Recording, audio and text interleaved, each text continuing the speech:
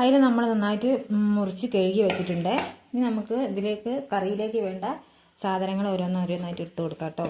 കൊടംപുളിയാണ് ഞാൻ ഇട്ട് കൊടുക്കാറുള്ളത്. അപ്പോൾ ഇത് ഒരു ചെറിയ കഷ്ണം കൊടംപുളി. ഇവിടെ പുളി അധികം ആവശ്യമില്ല, എന്നാലും ഞാൻ എത്ര പോകുന്നൊരു കൊടംപുളിയാണ് ഇടുന്നത് കേട്ടോ.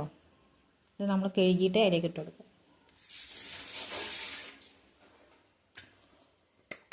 പിന്നെ നമുക്ക് വേണ്ടത് മുളക് പൊടിയാണ്. ഞാൻ തേങ്ങ അരയ്ക്കാതെ മുളക് ഇട്ടെടുക്കുകയാണ് കേട്ടോ കറി. ഇതാ മുളക് പൊടി. ഇവിടെ ഏട്ടനൊക്കെ മുളക് ഇഷ്ടമാണ്. അപ്പോൾ നമ്മളൊരു 4 സ്പൂൺ മുളക് പൊടി ഇട്ട് കൊടുക്കുന്നുണ്ട്. പിന്നെ മല്ലിപ്പൊടി ഇട്ട് കൊടുക്കുന്നുണ്ട്. 2 സ്പൂൺ മല്ലിപ്പൊടി ഇട്ട് കൊടുക്കുന്നുണ്ട്. മുളകിട്ട കറിക്ക് ശരിക്കും മല്ലിപ്പൊടീൻ്റെ ആവശ്യമില്ല, പക്ഷെ ഇവിടെ മല്ലിപ്പൊടി ഇഷ്ടമാണ്, അതുകൊണ്ട് ഞാൻ മല്ലിപ്പൊടി ഇട്ട് കൊടുക്കുന്നുണ്ട് കേട്ടോ. മല്ലിപ്പൊടിക്ക് നല്ലൊരു ടേസ്റ്റ് കിട്ടും, കറിക്ക് ടേസ്റ്റ് കിട്ടും, അതിവിടെ ഇഷ്ടമാണ് അതിനെക്കൊണ്ട്. പിന്നെ ഇത്തിരി മഞ്ഞൾപ്പൊടി ഇട്ട് കൊടുക്കുന്നുണ്ട്.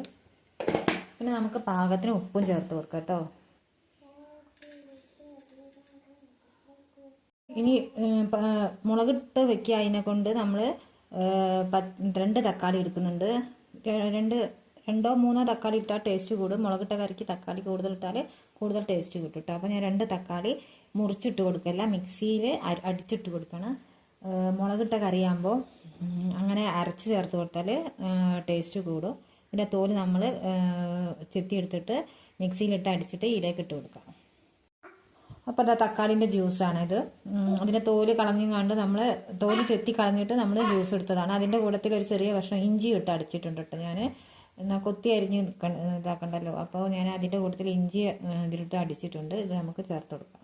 നമുക്ക് ഇതിലേക്ക് 2 പച്ചമുളക് ചീന്തിയിട്ട് കൊടുക്കാം കേട്ടോ.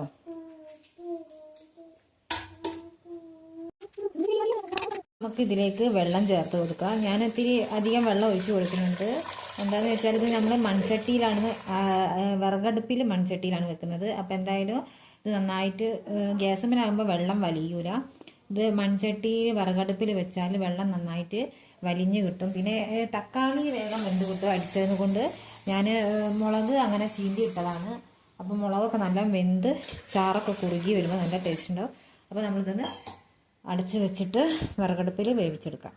ഈ പറഞ്ഞ മാതിരി തന്നെ ഓണം കഴിഞ്ഞ് കുറച്ച് വിഭവങ്ങളൊക്കെ സാധാരണക്കാരായ ആളുകളുടെ ഫ്രിഡ്ജിലുണ്ടാകും.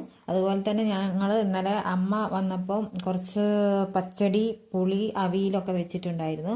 അപ്പോൾ അതൊക്കെ കുറച്ച് ഫ്രിഡ്ജിൽ കിടപ്പുണ്ട്. അതുകൊണ്ട് ഈ മീൻ മൊത്തമായിട്ട് നമുക്ക് ഇന്ന് ആവശ്യമില്ല. നമുക്ക് കുറച്ച് മീൻ ഇന്ന് കറി വെക്കുന്നുള്ളൂ കേട്ടോ. ബാക്കി നമ്മൾ ഫ്രിഡ്ജിലേക്ക് എടുത്ത് മാറ്റുകയാണേ. ഇത് നമുക്ക് നാളെ തേങ്ങ അരച്ച് വെക്കാം കറി. ഇത് നമുക്കിന്ന് മുളകിട്ട് കറി വെക്കാം, കുറച്ച് മതിയല്ലോ. അപ്പോൾ അതാ കറിയൊക്കെ നന്നായിട്ട് വറ്റി വെന്തിട്ടുണ്ട്. ഇനി നമുക്കിതിലേക്ക് കഷ്ണങ്ങൾ ഇട്ട് കൊടുക്കാം.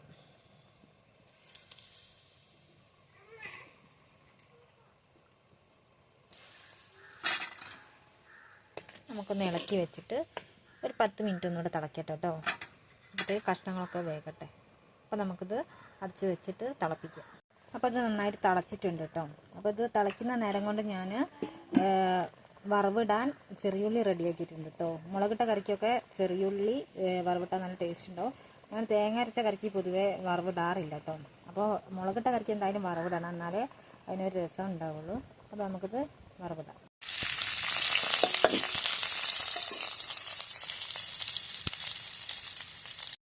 ഇതിലേക്ക് നമുക്ക് കുറച്ച് കരിവേപ്പില ഇട്ട് കൊടുക്കാം കേട്ടോ.